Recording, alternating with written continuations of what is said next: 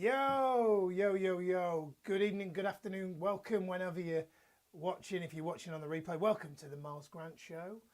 I hope this finds you well. If you're here, if you're watching live, let me know that you're here. Put a yo in the comments. And on this cool platform that is StreamYard, your comments will show up. I'll give you a shout out. So be sure to say yo if you're here. Andrea's in the house. Good to see you, Andrea. Welcome. Good to have you here. One of our Master Coach graduates. Great to have you here. Yeah, if you're here, let me know. Give me a yo in the chat. Let me know that you're here and that you're watching. Just a quick shameless plug. Debbie Dockett is in the house. Good evening, Debbie. Also a master coach. Just a quick shameless plug. If you haven't already done our 1-day coaching foundation certification, then and there's a link that's like going across the bottom of the screen. Make sure you get booked on for that. Andrea and Debbie will, I'm sure if I ask them nicely, put a nice comment in to say what our training is like, at least the 1-day level. Anya's in the house. Good evening, Anya. Great to have you with us. Great to have you with us, Anya. If you're here, if you're watching live, drop a yo in the chat to let me know that you're here and that you're watching the live edition. If you're here watching live, put a yo in the chat or let me just say hi. Let me know that you're here. If you have questions, comments, thoughts while we're on the broadcast, then put those in as well. And basically anything that I think is really relevant to the broadcast, I will put it on the screen and I will acknowledge it and have some conversation around it. Jason Ellison is in the house. Jason says, greetings from the land of cheese and chocolate. Amazing. Sounds like my house, basically. The land of cheese and chocolate. Great to have you here, brother. All right. Well, listen. Let's get into the show. I highly recommend you grab a notepad because I'm a big believer that information is only useful if it's applied. I think there's a big difference between information and the implementation of knowledge. So I highly recommend you grab a notepad. I always say, I kind of stole this phrase from a coach I heard say this once, and I think his name was Jason Goldberg. Yeah, it was. And I think this is really good if you're a coach to use this. And I said this at an event I spoke at recently, that I am in the reminder business. So what that means is sometimes I used to think that, when I did these videos, I did this broadcast, I always had to be teaching something new. And I think it was just some weird imposter syndrome thing that just said, if I'm not new, if I'm spouting the same shit that somebody else spouts, that makes me a copycat or whatever. Anyway, I now have let go of all that, and I believe I'm in the reminder business, which basically just means I'm here to remind you of stuff that you already know, but that you might not necessarily be applying, or you might just need reinforcement and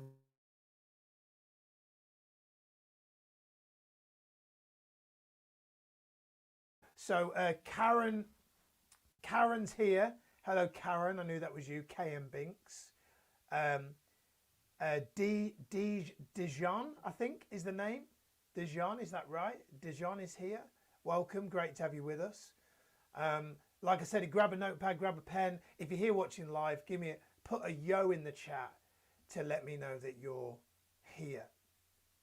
So tonight's live is all about 3 behaviors keeping you from your goals. Let's be honest. There's more than 3. I just had to make this broadcast relevant short, sharp, and punchy.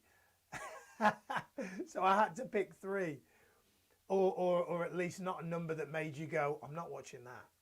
27 behaviors keeping you. No one's watching that Facebook Live ever. So I went with 3. Jurgen's here. Good evening, Jurgen. Great to have you here. International audience today. Jurgen's in France. Great to have you here, Jurgen. So 3 behaviors that I believe are keeping you from your goals. I'm just going to get straight into these behaviors. So the first one, I learnt this. Well, my version of this came from watching the Chicago Bulls documentary on Netflix. If you've not seen it, it's absolutely amazing. I can't remember what it's called. The Last Dance. If you've not seen The Last Dance on Netflix, it is amazing. You don't have to like basketball. It helps if you do, just because I like it. And then that means that we can connect on, we can talk about basketball. But you don't have to like basketball for it to relate to you.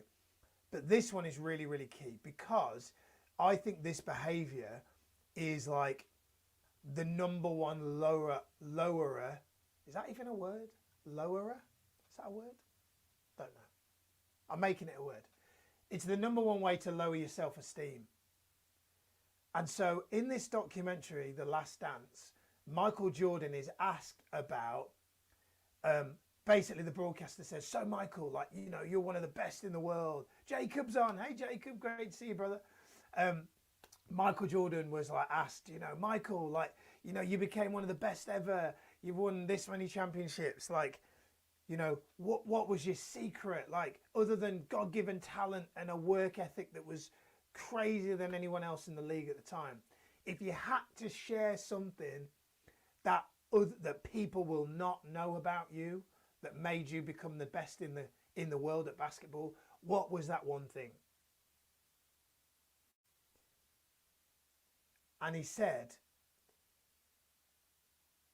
when everybody else is looking at me to make themselves better,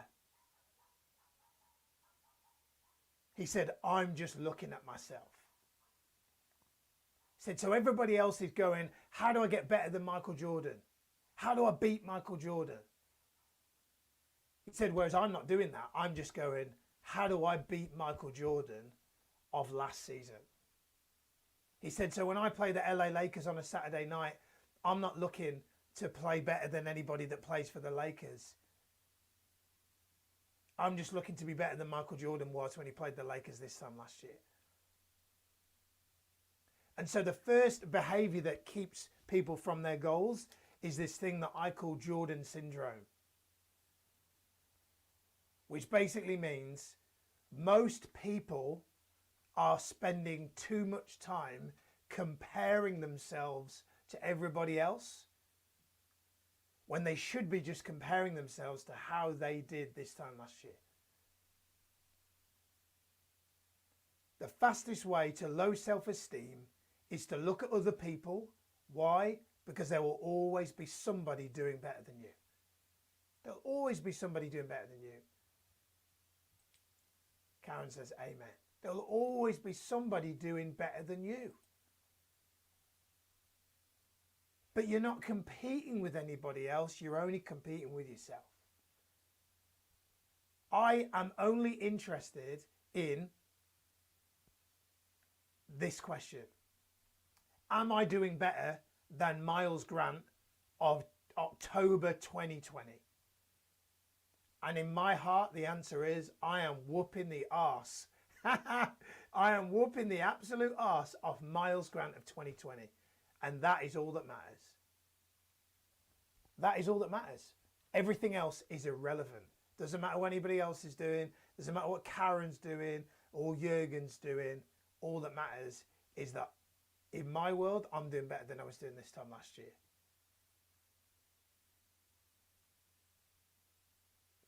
People say, oh, Miles, did you see this thing on the news or this thing on social media? I'm not on social media. And I definitely don't watch the news. Now, it doesn't mean I'm naive. I knew when there was a petrol crisis last week and I had no fuel in the tank. I was aware of that. All right. But I'm not spending time looking at things outside of my control. Somebody else has done some amazing thing. What that instantly does, if you spend too much time focusing on that, is it makes you all of a sudden feel like you're not enough. And as the great Marissa Peer says, you are enough. You're enough. And looking at other people pulls you into a bit of a mental egoic fallacy that says you're not, and it's bullshit. It's a problem. It's a problem in society today. The internet is a beautiful gift, but it has also brought about a self-esteem evil that has us too easy to see what everybody else is doing. You know, years ago it was just your neighbour. Oh, your neighbour's got a new BMW, and you were like, ah. But it was just one person, right, with a new BMW. So at least you could like kind of then, you know, oh, good on a new BMW, that's fine.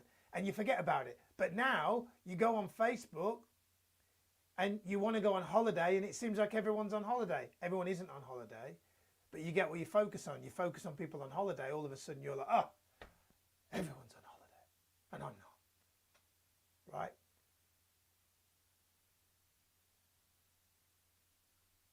So the first behavior keeping you from your goal is the feeling that you're not enough, and the looking at other people. Stay in your lane. Focus more on yourself, how you can make a difference in your world, and more importantly, follow the Michael Jordan syndrome of, are you doing better than this time last year? And if the answer is yes, you're good. If it's not, then do whatever needs to be done to make you better than this time last year.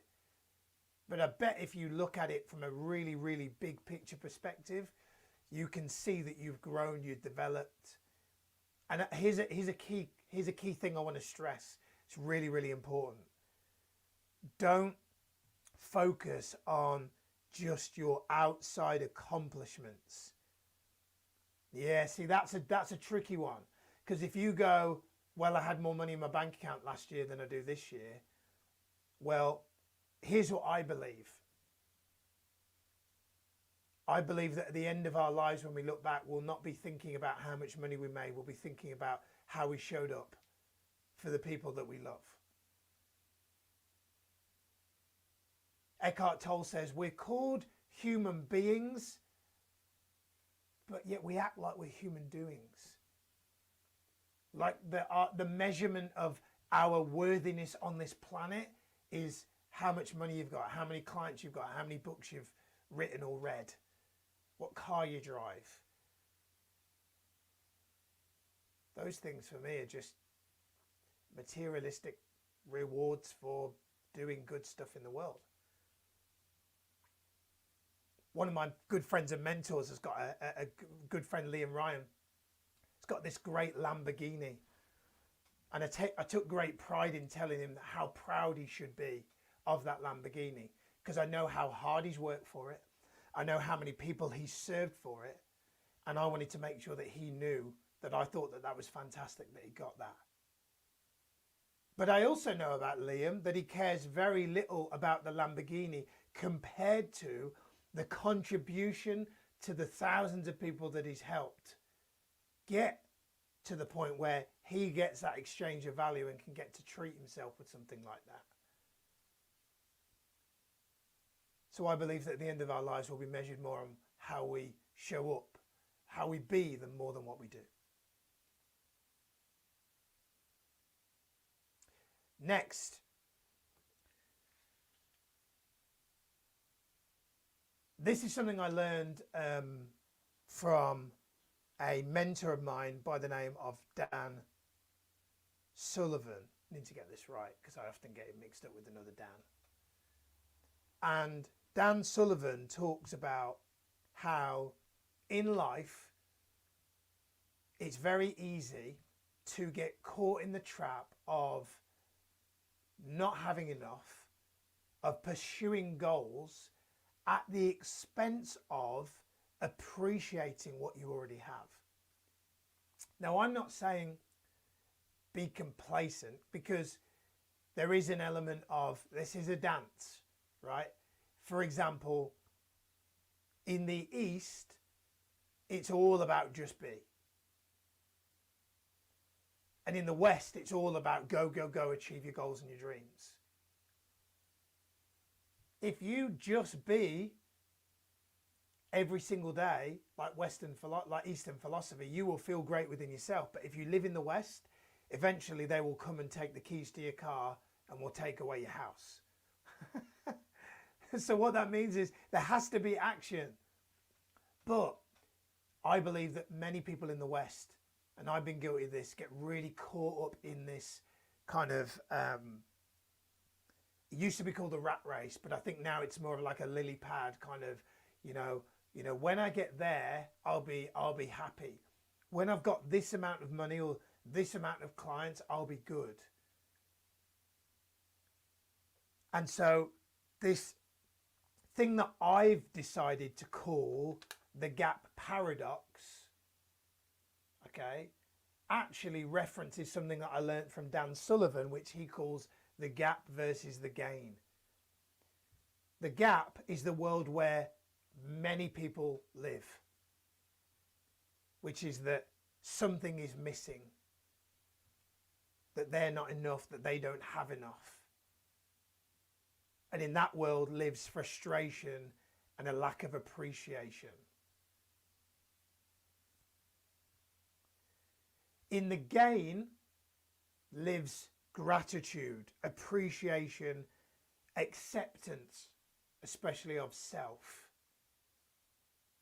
and an embracing of what is, of enjoying life and everything that comes with it, sun, rain or shine. Which brings me to a key point here about rain,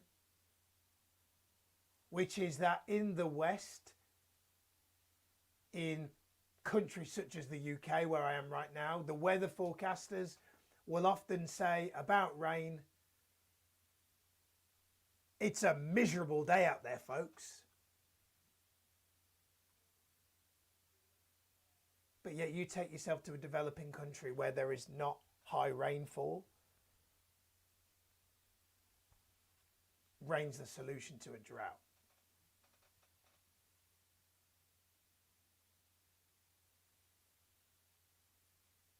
It's so easy to think our circumstances are not ideal until we see somebody else with a circumstance that is far less ideal than ours.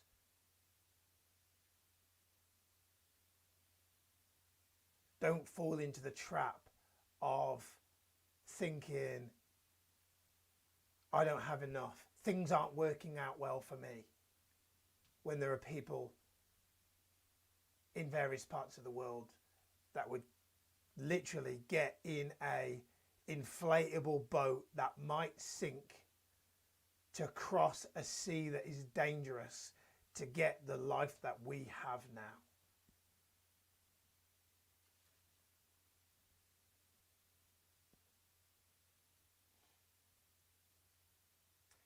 If you're watching live, give me a 1 in the chat to let me know that you're enjoying this, that this is resonating with you. Just drop a 1 in the chat just to let me know that you're there, that you're watching, and that you're getting some insights, getting some value, getting some good reminders in this broadcast. Gives me a chance for a mouthful of water as well.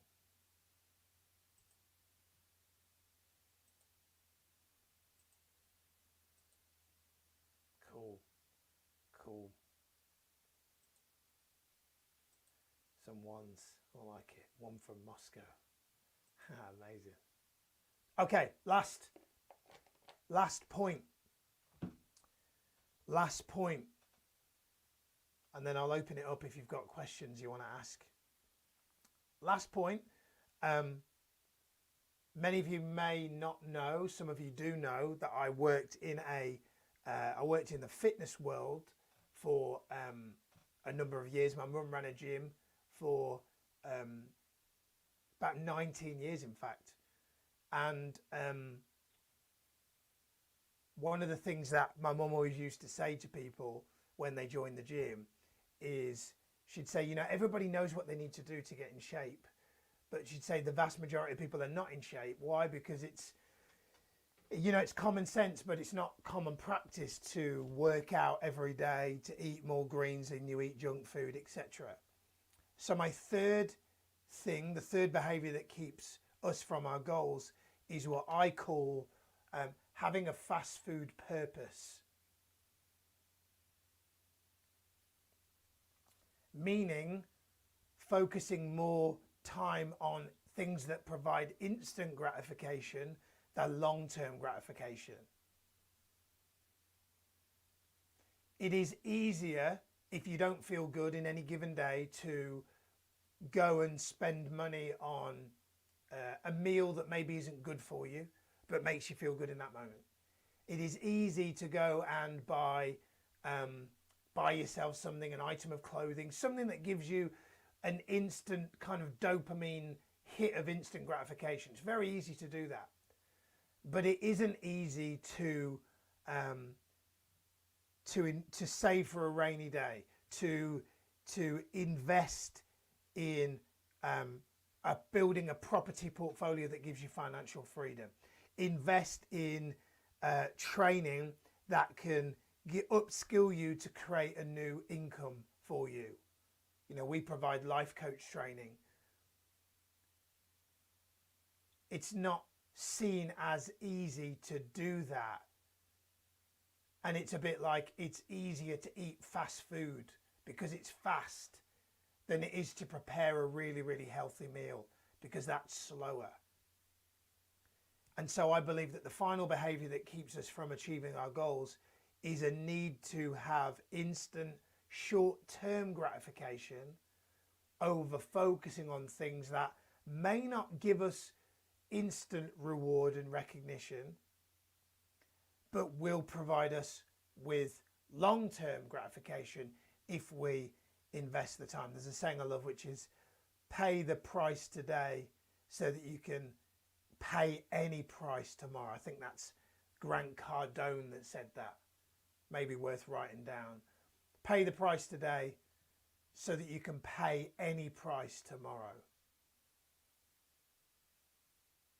Pay the price today so you can pay any price tomorrow. Do the workout today in the rain that most people won't do, and you'll have the body of your dreams tomorrow. Invest in upgrading yourself, in training that betters yourself, and it will get you the dream life. Not only more likely to get it, but you're going to get it sooner as well. You know, one of the things I do is I invest heavily in mentors. I'm in a mentoring group, and one of my mentors says, you know, the real power of having a mentor is they collapse time frames, meaning they help you get the results you want sooner. A bit like getting a personal trainer, for example. Paying for the fast train gets you the result faster. Now that's an example of paying a higher fee to get the result that you want faster, which is to arrive at the destination faster. So that you've got to pay the price to be able to get the result that you ultimately want. And what most people do is most people are looking for what is going to make them feel good now. Sure, instant gratification, alcohol, drugs, partying, late nights, video games, rather than books, education, seminars, investing in self, investing in property, etc. Things that actually you don't see a visible return on today, but you do see a visible return on in the long term. That's it for today's broadcast. I hope you have enjoyed the show. If you're watching on YouTube, make sure you hit the subscribe notification bell so you get notified of future broadcasts. If you're watching on Facebook, make sure you also hit the notification bell so that you know when we go live again. We will be live again on Monday night at 6:30 p.m. UK time, every Monday and Thursday at 6:30 p.m. If you've enjoyed the show, feel free to share the show, tag a friend, someone that you think would value and benefit from this show. It's been an honor, been a pleasure. Great to have you here, those of you who watch live. Peace out. See you soon. God bless.